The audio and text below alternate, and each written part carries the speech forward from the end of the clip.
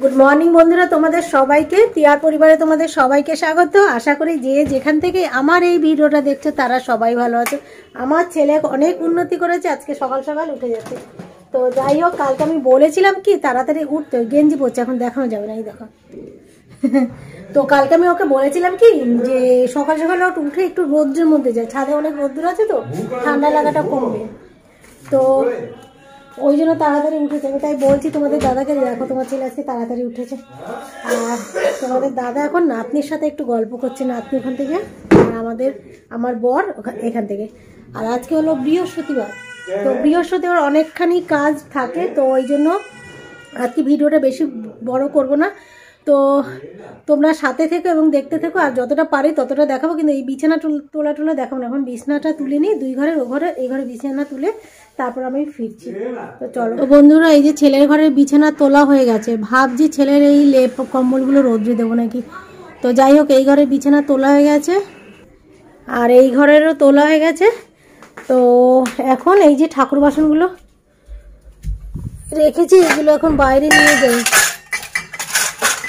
বৃহস্পতিবার তো দেখি ছেলের লেপ কম্বলগুলো এইখানে রাখি, আজকে ওখানে রাখবো না। বেসিনের পাইপটা না ফুটো হয়ে গেছে, তো কবে তোমাদের দাদা আনবে জানি না, বলছি ওর ভুলে যাচ্ছে। এবার ফুটো হয়ে যাচ্ছে তো টপ টপ করে জল পড়ছে, এবার ঠাকুর বাসনগুলো রাখলে ঠাকুর বাসনের মধ্যে পড়বে। ভাবি লোকগুলো নিয়ে আসেন।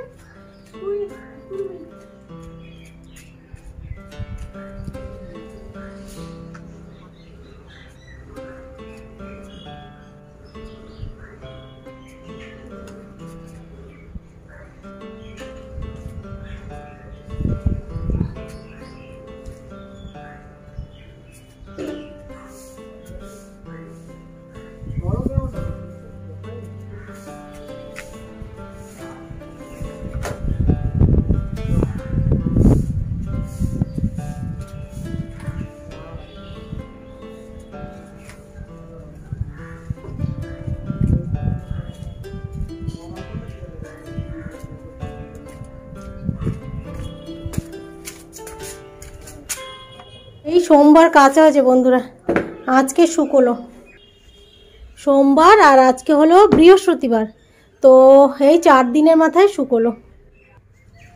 সকালে দিয়েছিলাম রোদ্রে, প্রত্যেক দিনই সকালে দিচ্ছি, আর আজকে শেষমেশ শুকাতে বাধ্য। আর কত,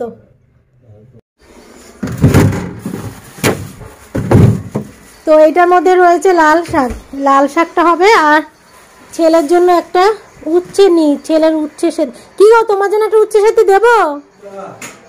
তো এই উচ্ছেটা দেখি কোনটা সব, এইটা দিই। তো ছেলের জন্য একটা উচ্ছে সেদ্ধ দেবো।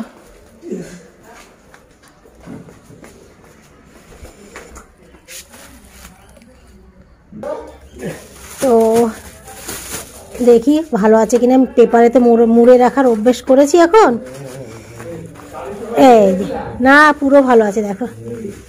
তো ভালো বুদ্ধিটা হয়েছে, অনেক দিন আগে আনা হয়েছে। তাই তো, কবে এনেছে? সোমবার এনেছে।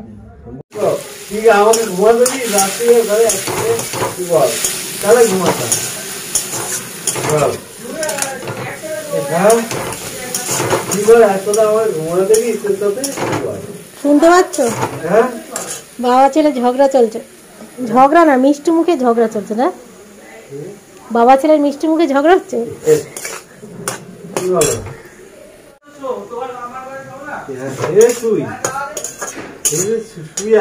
ছেলেকে ছাদে পাঠিয়েছিলাম, এবার একটুখানি বন্ধুদের বলে নি। তো ছেলে বলছে মা কিছু বলো, আমি বলছি না কারোর দলে তাল দেবো না, না বাবার দলে না ছেলের দলে। তো ছেলে বলছে, আমাকে বলছে নির্দল প্রার্থী। তো কি হয়েছে, ছেলেকে আমি বললাম কি যা মাদুরটা নিয়ে ছাদ দিয়ে গিয়ে বস, বিছানায় না বসে বিছানায় বসে রয়েছে। তো গেছে, সেই মানে 5 মিনিট হয়তো বসেছে, তারপর চলে এসেছে, বলছে মোবাইল দেখতে পাচ্ছে না। তো ওর বাবা বলছে যা লেপ কম্বল নিয়ে ছাদে চলে যা। তো বলছে তুমিও চলো তাহলে, ছেলে বলছে তুমিও চলো। তো বলছে বাবা বলছে তুই কি তাহলে আমাকে তোর সাথে শুতে নিস যে আমি তোর সাথে যাব? এই নিয়ে দুজনে মিষ্টি মুখে চলছে।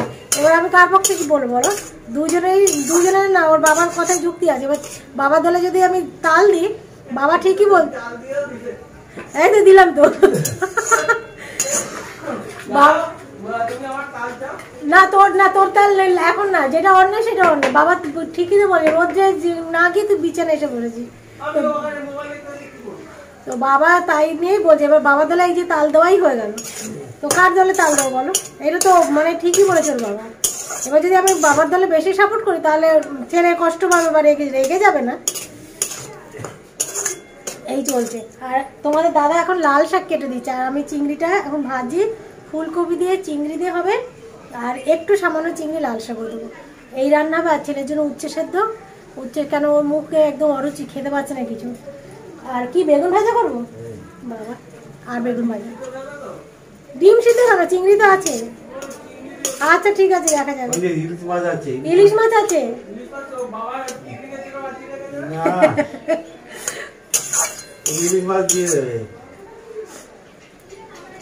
তো এই আজকে রান্না হবে। তো চলো, আমাদের সারাদিন এই যে তোমাদের দাদা বাড়ি থাকলে সারাদিন এরকম চলে, আর কি মজা চলে। তো এই শোনাতে গেলে মানে মানে কি সব শোনানো যায় না আর কি, খুবই আর কি চলে।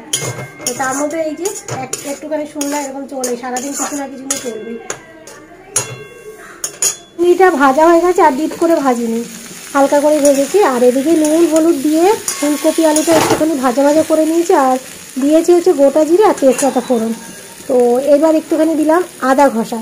তো আমি তো আদা ঘষাই ব্যবহার করি, বাটি না, বাটা আর লাগে না। এই হচ্ছে লঙ্কার গুঁড়ো দিলাম, এইবার জিরের গুঁড়ো দিলাম একটুখানি, এইবার দিলাম পেঁয়াজ আর কাঁচা টমেটো, পাকা টমেটো দিয়ে এবার ভালো করে কষাচ্ছি। আর এদিকে তোমাদের দাদার জন্য চা গরম করে দিচ্ছি, বলে একটু চা দাও, চা খেয়ে আমি একটু বেরোবে চা খেয়ে।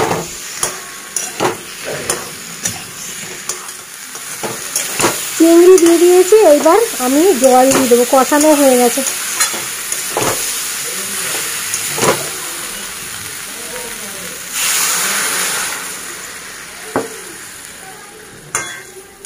তো ফুলকপির তরকারিটা হয়ে গেছে, সমস্ত কিছু গলে গেছে, কমিয়ে করলাম। এবার ধনে পাতা দেবো, আর রান্না করব হচ্ছে এই যে লাল শাক।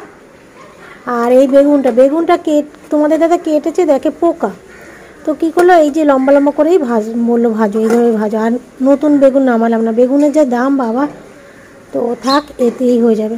আর এটা লাল শাকে একটু ধনে পাতা দেবো, আর তোমার এই ফুলকপির তরকারিতে একটু ধনে পাতা দেবো।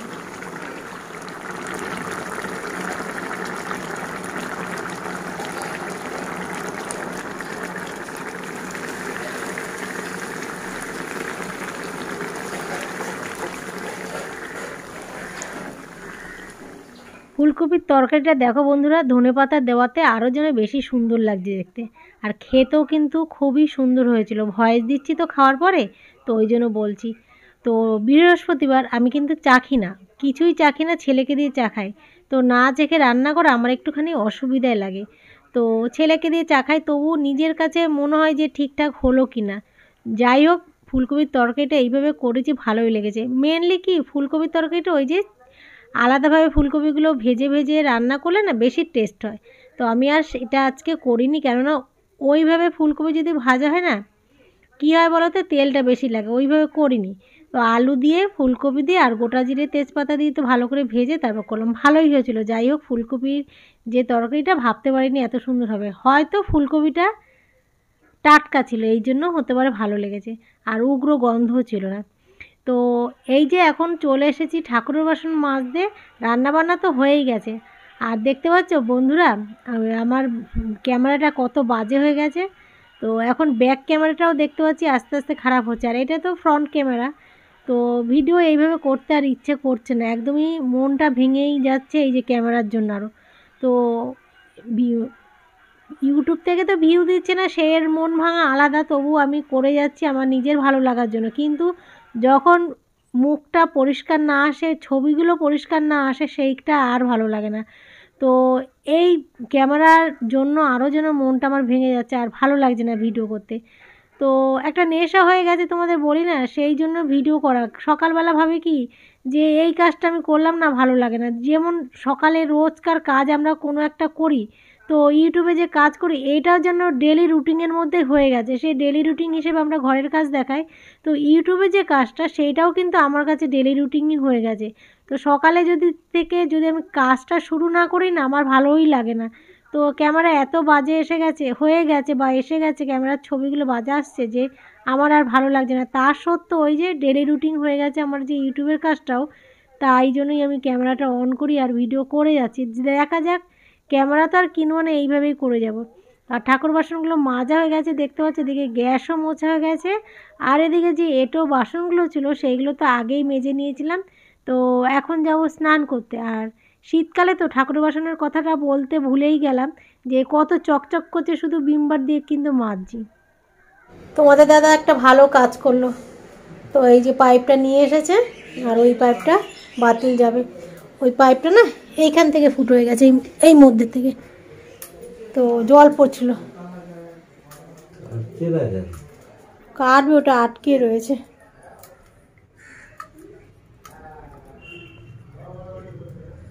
জোর লাগা কে হ্যাঁ স্যার, যাচ্ছে না, আর যাবে না মনে হয়, ছেড়ে দাও, ওইটুকুই যাবে, ওটা যায় না, খুব টাইট, ময়ে ময়ে। তুমিও শুনেছো গানটা তাহলে? অনেক দিন থেকে বরকে বলছিলাম যে পাইপটা চেঞ্জ করো, আর ও যখন বাড়ি থাকে মনে থাকে না। আজকে যখন পাড়ায় যাচ্ছে তখন আমি আবার মনে করে দিলাম যদি পারো নিয়ে এসো, তো নিয়ে এসেছে। আর গরম গরম ফ্যান উপর দিই, তো তো কখন যে গরম ভাপে ফেটে ওই ফুটো জায়গা থেকে ফেটে বেরিয়ে যাবে তার নেই ঠিক। আমি কিন্তু ফ্যান যখন উপর দিই কল কিন্তু চালিয়ে নিই, তা সত্ত্বেও এখন তো পুরনো হয়ে গেছে পাইপটা, ফেটে বেরিয়েও যেতে পারে। আর এই যে এখন পুজো হয়ে গেল বন্ধুরা, এখন তাড়াতাড়ি করে খাবার খেয়ে নেব। তো বন্ধুরা একদম পুজো করে চলে এসেছি ঝটপট করে টেবিলে, কেননা বৃহস্পতিবার একদম টাইম থাকে না কারোর। তো এই যে লাল শাক করেছি, ধনেপাতা দিয়েছি, আর হচ্ছে বেগুন ভাজা, আর লাল শাকের মধ্যে কিন্তু চিংড়ি দিয়েছি। আর এই হচ্ছে ডিম সিদ্ধ, ছেলে ডিম সিদ্ধ করেছে, না করেছিলাম তাও সেই ওর ডিম ছাড়া চলবে না জানো তো। ওই যে চিংড়ি বলে ওর মুখে লাগে না, দাঁতে লাগে না, না মুখে লাগে না বললি, দাঁতে লাগে না ওর নাকি। আর এই হচ্ছে ফুলকপি দিয়ে চিংড়ি দিয়ে তরকারি। আর এই তরকারিটা আমার দেখে মনে হচ্ছে ভীষণ ভালো হয়েছে, তো যাই হোক আমার মনে হচ্ছে ভালো হয়েছে, দেখা যাক কতটা কি হয়েছে। আর এই হলো গরম গরম ভাত।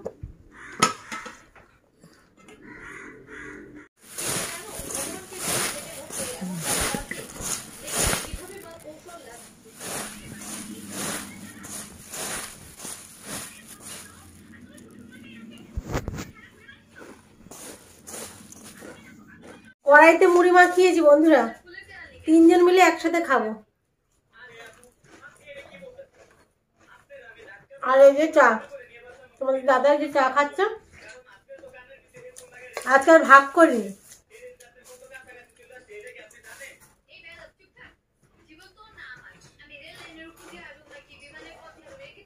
ঘুম